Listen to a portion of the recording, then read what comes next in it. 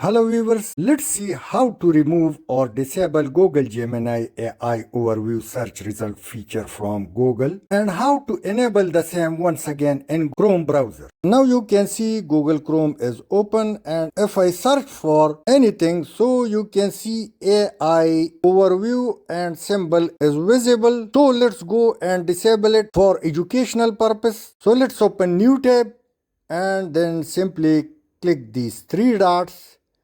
Go down and click on settings.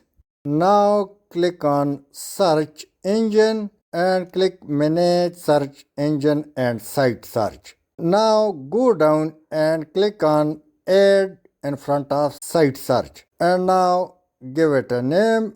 Let me name it Google Web. Now shortcut and it's @web, and you can also find this syntax from Google AI. So paste it as it is and click add. Now Google Web is available down below. So click these three dots and click make default. Now the same has been sent upside in search engine, and now you can see Google Web, which we created just now, is our default search engine. So let me open new tab and let's search for the same syntax, and you can see there is no AI symbol or AI input. Let's enable AI once again. So now you can see Google Web default search engine three dots are disabled, but still I can make editing, but let's cancel it. The solution is very easy. Go up and select the Google, our previous AI search engine. So click these three dots and make it default. And now let's check the results. The new tab is once again open. Let me paste the same syntax and you can see that AI overview has been incorporated once again. Now let's go to the setting once again and go down, and